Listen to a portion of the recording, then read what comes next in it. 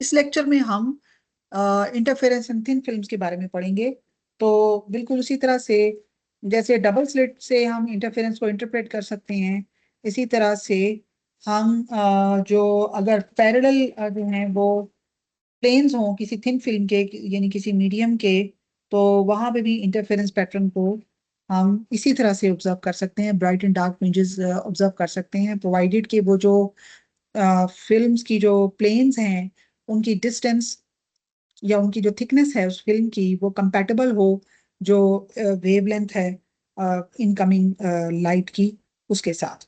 तो यहाँ पर इंटरफेरेंस फिनोमेना हो सकता है और ये बहुत इंटरेस्टिंग फिनोमेना है, और इसकी मदद से बहुत सारी जो है ना एप्लीकेशंस को हम रियलाइज कर सकते हैं। तो अभी फिलहाल हम देखेंगे कि अगर एक जैसे कि एक सोप फिल्म है, तो अगर हम उसके अंदर झांकें तो हमें मुख्तलिफ जो है ना वो वहाँ पे हम उस वहाँ पर ब्राइट एंड डार्क फ्रिंजेस को जो है वो ऑब्जर्व कर सकते हैं। ठीक है। और वो जो ब्राइट एंड डार्क फ्रिंजेस हैं उनको वो इंटरफेरेंस की वजह से हमें नजर आती हैं। ठीक है। और वो इंटरफेरेंस जो है वो जो रे उसकी बाउंड्री से रिफ्लेक्ट होकर आ रही होती है और व्यूअर की जो आई है उसके अंदर एंटर हो रही है, या किसी टेलीस्कोप में या किसी कैमरे में एंटर हो रही है। ठीक है। और जो रे उसके अंदर चली जाती है और वहां से बेंड होकर वो वापस मीडियम के अंदर आती है, तो ये दो रेज जब आपस में इंटरफेयर करती हैं तो हम ब्राइट और डार्क फ्रिंज पैटर्न्स जो हैं उनको ऑब्जर्व कर सकते हैं। ठीक है। तो इसी फिनोमेना पर जो है ना एक्सरे डाइफ्रैक्शन, एक्सआरडी मशीन जो है वो काम करती है, और वहां पर इलेक्ट्रॉन्स का डाइफ्रैक्शन होता है और जो फिल्म की जगह पर हम क्रिस्टल के एटॉमिक प्लेन्स को कंसिडर करते हैं, और वहां पर जो ब्राइट एंड डार्क फ्रिंजेस बनते हैं उनकी मदद से हम देखते हैं कि ये कंस्ट्रक्टिव इंटरफेरेंस जहां पर हुआ है वहां पर कौन सा प्लेन मौजूद था। ठीक है। तो इसको समझने के लिए जो बुनियादी फिनोमेना है वो है इंटरफेरेंस इन थिन फिल्म, जिसको लिटरेचर में मेंशन किया गया है। तो उसको हम we can consider suppose that there is any kind of medium जो कि थिन है, इतना थिन है जितनी कोई सोप फिल्म होती है। ठीक है। तो अगर कोई इतना थिन है, मीडियम है, और एयर से लेट से कि उसके अंदर जो है वो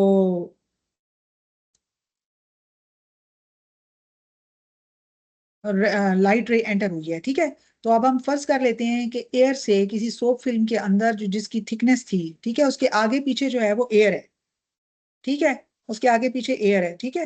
तो अब हम सपोज ये करते हैं कि N1 जो है और ये एयर है N1, इसका जो रिफ्रैक्टिव इंडेक्स है वो N1 है। ठीक है। और इस मीडियम का जो रिफ्रैक्टिव इंडेक्स है वो N2 है। ठीक है। और जो इसके बाहर जो निकल कर वापस वो एयर में एंटर हो सकती है, ये जो है ना वो N1 हो गया दोबारा, यानी कि N1 से N2 से वापस N1, या वापस N2 की तरफ बेंड होगी। ठीक है। अच्छा, अब फिनोमेना ये है यहाँ पर जिसको हमने समझना है, वो ये है कि लाइट जिस वक्त एक डेंसर से लाइटर से डेंसर मीडियम से टकराती है तो वो रिफ्लेक्ट बैक हो जाती है, और जब वो रिफ्लेक्ट बैक होती है तो वो 180 डिग्री आउट ऑफ फेज होती है अपनी पहली लाइट से। यानी कि रिफ्लेक्शन जो है उसकी रिफ्लेक्टेड जो लाइट होगी वो 180 डिग्री आउट ऑफ फेज होगी, यानी कि वो अपनी इंसिडेंट लाइट से आउट ऑफ फेज बेंड होगी, रिफ्लेक्ट होगी। ठीक है। रिफ्लेक्शन का जो अमल होता है वो इस तरीके से होता है, अगर लाइट जो है वो लाइटर से डेंसर मीडियम से टकरा जाए, और अगर वो डेंसर से लाइटर मीडियम की तरफ जाएगी तो जब वो रिफ्लेक्ट होगी तो उस वक्त उसको उसके अंदर 180 डिग्री की फेज शिफ्ट नहीं आएगी, यानी वो इन्वर्ट नहीं होगी, और उसी डायरेक्शन के अंदर वो रिफ्लेक्ट बैक होगी। ये जो कंडीशन है, यानी कि यहाँ पर एक पाथ डिफरेंस पाई के बराबर जो है ना वो इंट्रोड्यूस हो जाता है अगर रिफ्लेक्शन हुई है और लाइटर से डेंसर मीडियम की तरफ, और अगर डेंसर से लाइटर की तरफ हुई है तो फिर कोई फेज डिफरेंस इंट्रोड्यूस नहीं होता और लाइट जो है बगैर इन्वर्ट हुए वापस रिफ्लेक्ट हो जाती है। अच्छा, ये भी आपको पता होना चाहिए कि लाइट जब किसी मीडियम की बाउंड्री से टकराती है तो पार्शियली उसका कुछ हिस्सा रिफ्लेक्ट हो जाता है, कुछ हिस्सा उसका रिफ्रैक्ट हो जाता है या उस मीडियम के अंदर चला जाता है, और इसको यानी कि मीडियम के अंदर एब्जॉर्ब हो जाता है। ठीक है। तो हमने लाइट के ये तमाम फिनोमेना को यहाँ पर कंसिडर करना है।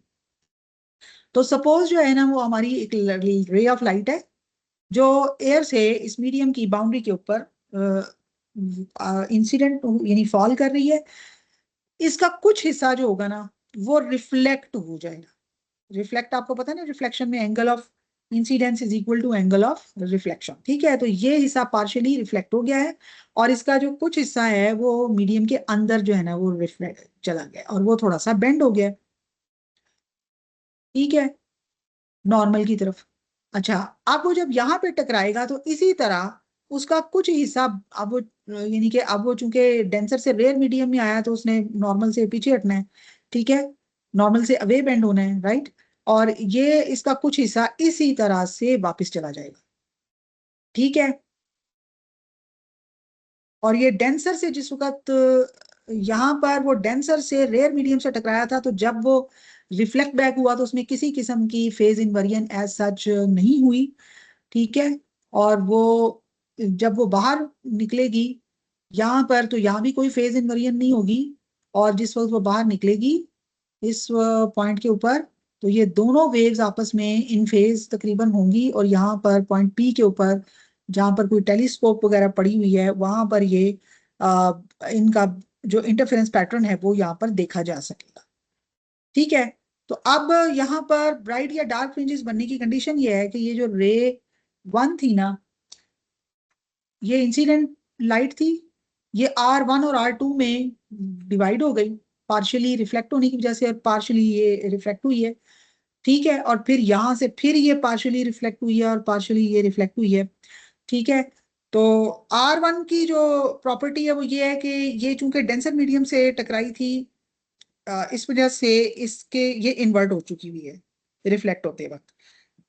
R2 जो है ये इन्वर्ट नहीं हुई कि जिसमें आ रही थी ये उसी में जा रही है। ठीक है, अब होगा ये कि इन दोनों रेज के अंदर ऑलरेडी इन्वर्जन की वजह से पाई फेज डिफरेंस मौजूद है।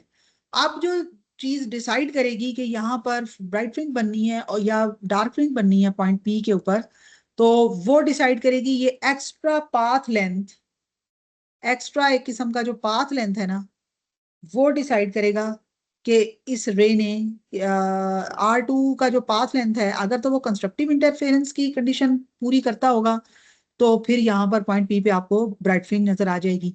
अगर ये जो एक्स्ट्रा पाथ लेंथ R2 ने मीडियम के अंदर ट्रेवल किया है ये अगर डिस्ट्रक्टिव इंटरफेरेंस की कंडीशन को मीट करता होगा तो यहाँ पर आपको डिस्ट्रक्टिव इंटरफेरेंस नजर आ जाएगा, यानी कि यहाँ पर आपको बेसिकली डार्कनेस नजर आएगी। ठीक है, तो इसका मतलब है कि ये जो मीडियम की जो थिकनेस है ये दोनों प्लेन्स के दरमियान जो फासला है, चूंकि R1 ने ये दो दफा तय किया है, एक दफा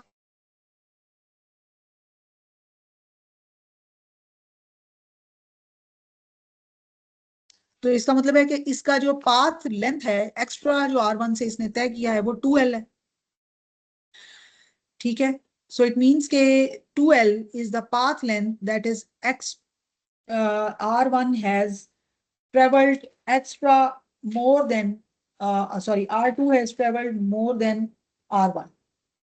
ठीक है, तो इसका जो पाथ डिफरेंस है R2 का और R1 का वो आप पाथ लेंथ जो होगी वो 2L के बराबर होगा। अब ये 2L अगर कंस्ट्रक्टिव इंटरफेरेंस को मीट अप करता है तो वहां पर ब्राइट रिंग नजर आ जाएगी।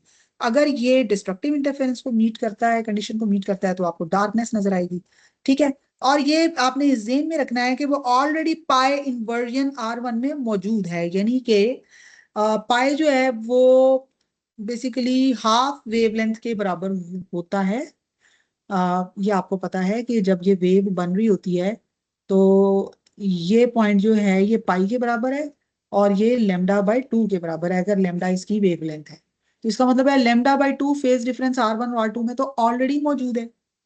इसका मतलब है कि यहाँ पर जो कंडीशंस होंगी वो λ/2 को ऐड करके कंसिडर की जाएंगी और ये यंग डबल स्लिट के अपोजिट होंगे। Young double slit interference pattern के अंदर कंस्ट्रक्टिव इंटरफेरेंस की जो कंडीशन थी वो m लैम्डा थी, बट यहां पर ऑलरेडी λ/2 ऐड है।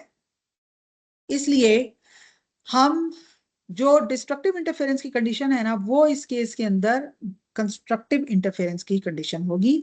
इट मींस के अगर ये एक्स्ट्रा पाथ लेंथ 1/2 लेमडा के बराबर तय करेगी और फिर वो इस लेमडा बाई 2 के साथ मीटअप करेगी तो वो कंस्ट्रक्टिवली इंटरफेयर करेगी।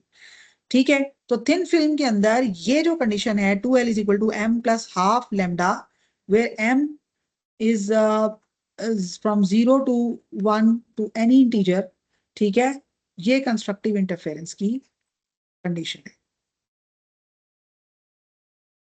और जो आपकी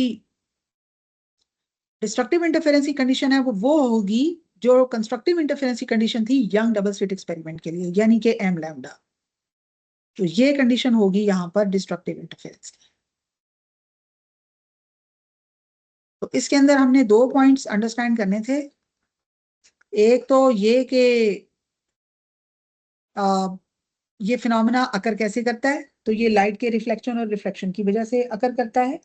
और दूसरा, इनकी कंस्ट्रक्टिव और डिस्ट्रक्टिव इंटरफेरेंस कंडीशंस क्या होंगी जब ये मीट करेंगी on the other side of the film. ठीक है, तो वो कंडीशंस हमने डिस्कस की और हमने ये देखा कि वो कंडीशंस चूंकि वो लाइट इनवेरिएंट हो जाती है रिफ्लेक्शन के फिनोमेना की वजह से, तो उस वो कंडीशंस भी रिवर्स हो गई हैं as compare to the Young double slit experiment conditions. ठीक है, अच्छा अब हम इसको थोड़ा सा फॉर्मूले को हम मॉडिफाई भी कर सकते हैं। मिसाल के तौर पे when we are discussing the condition for constructive interference that was m plus half lambda by 2 lambda. ठीक है, हाँ ये कंडीशन थी। ठीक है, राइट। और ये